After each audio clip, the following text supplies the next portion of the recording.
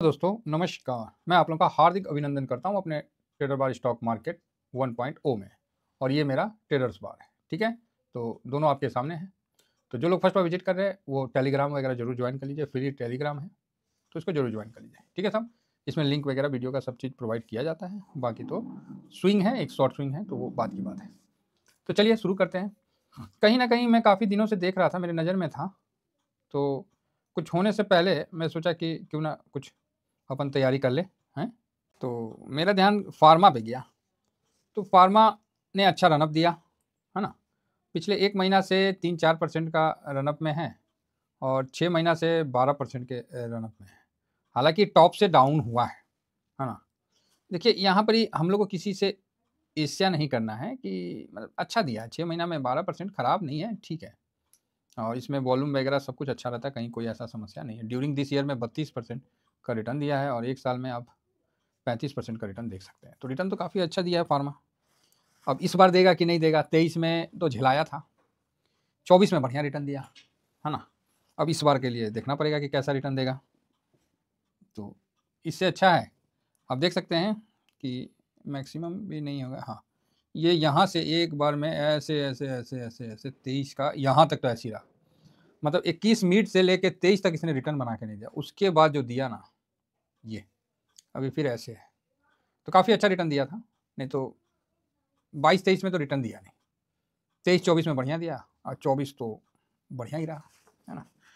24-25 अभी आने वाला है तो 24-25 का तो बढ़िया ही रहा है। तो कुल मिला के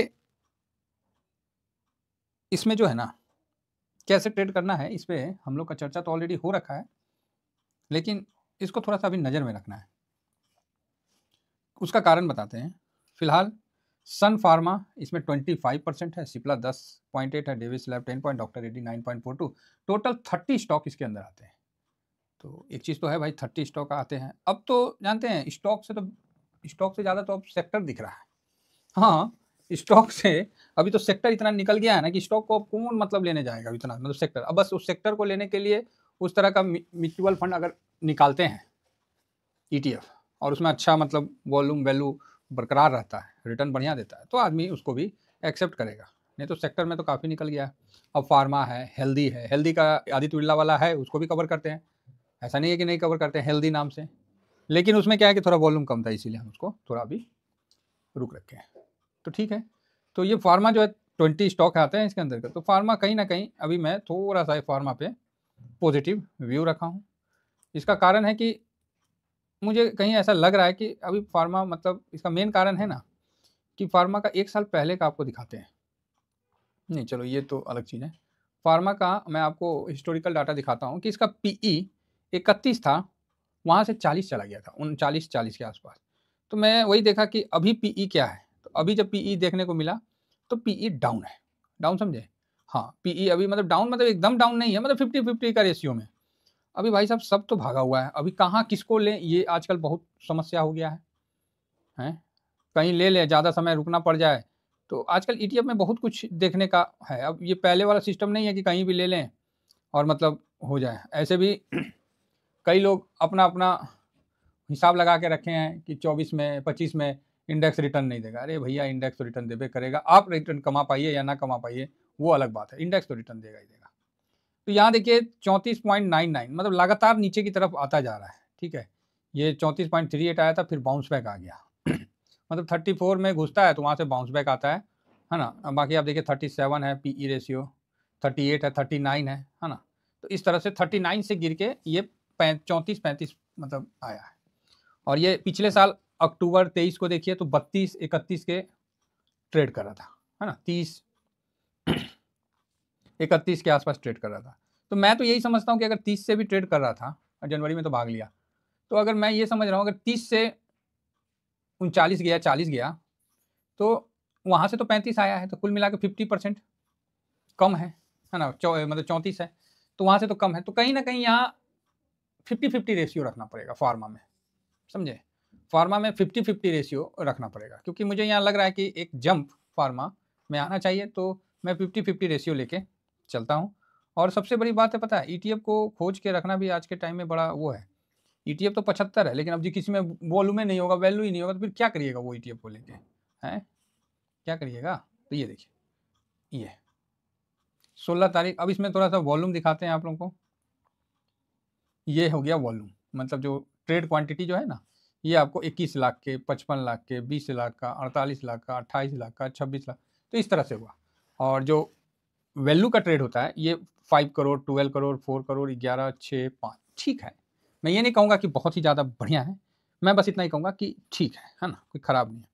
अब रही बात डिलीवरी पोजीशन की, तो वहाँ भी 63, 62, 63, 85 एक दिन आया था। तो 85 कब आया था, इस जगह आया था, ये वाला 11 करोड़ का जब हुआ था, 48 लाख का। ये डेट क्या था, ये डेट आपको 11 दिसंबर था, पक्का गिरावट होगा। 11 दिसंबर है, 1 मिनट, 11 दिसंबर है ना।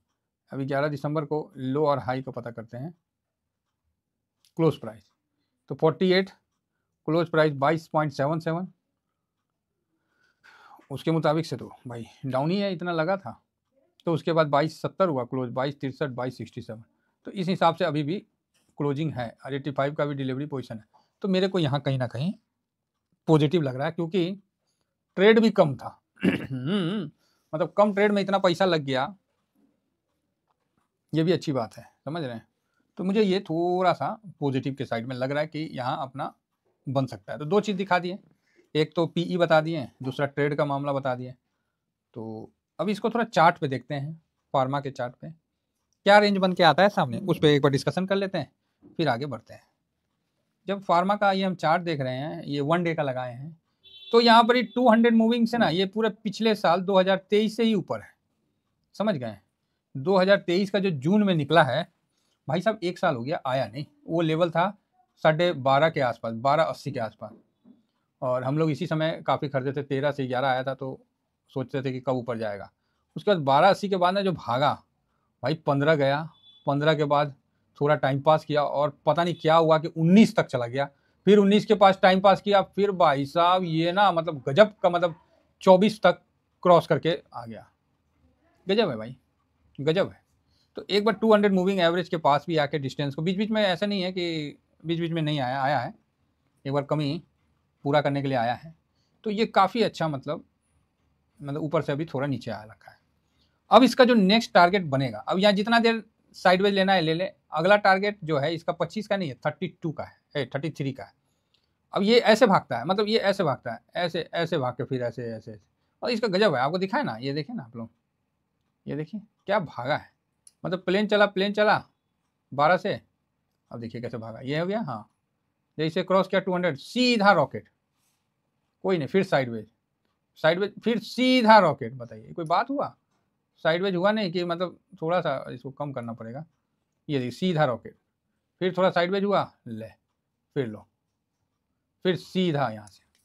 अब यहाँ थोड़ा गिरावट हुआ है, अब साइडवेज हो रहा है। तो अब जो भागेगा ना, मेरा उम्मीद है जैसा कि यहाँ से कम भागे। अच्छा 33 ज़्यादा दूर हो गया क्या, कोई बात नहीं, बड़ा लेंगे तो कम से कम 27 तो क्रॉस करेगा, एकदम सीधा, मतलब 33, चाहे 27 तो जाएगा ही जाएगा, यहाँ तो कोई नहीं रुकेगा। तो काफ़ी अच्छा, मतलब हम लोग को यहाँ पर ही मिल सकता है। अब इसका कारण है कि 5 पॉइंट डाउन तो हुआ है, लेकिन गिरावट ज़्यादा नहीं हुआ इसमें, ठीक है। 5 पॉइंट डाउन तो हुआ है, लेकिन गिरावट बेसी नहीं हुआ है। तो एक बार फिर भी देख लेते हैं गिरावट का क्या स्थिति है, तो उस हिसाब से फिर किया जाए। तो गिरावट की स्थिति को देखा जाए तो यहाँ पर ही ये 10% नीचे आया था, और वहाँ से भी 7% अभी डाउन है, मतलब ऊपर से 7% डाउन है। तो ठीक है, 200 मूविंग एवरेज के नीचे अभी जस्ट गया है 3 आवर में, तो बढ़िया है। अभी थोड़ा साइडवेज जाए तो बेटर है। तो कहीं ना कहीं एक व्यू पॉजिटिव बन तो रहा है, तो इस पर ध्यान दिया जा सकता है। अब इसका रही बात लेवल की, तो नीचे 22 का लेवल तोड़ेगा तो नीचे जाने का चांस बनता है, ये लेवल नीचे जाने का चांस बनता है 22 का लेवल तोड़ेगा तो, और ऊपर में जो है 23 का लेवल तोड़ेगा तो ऊपर जाए, मतलब 1 रुपये के अंदर में इसमें स्विंग है। अब इस स्विंग को आप समझ पा रहे हैं कि नहीं समझ पा रहे, ये आप पे डिपेंड करता है। 1 रुपया के अंदर में कितना % का स्विंग है, इसमें भी आप एक बार चेक कर लीजिए।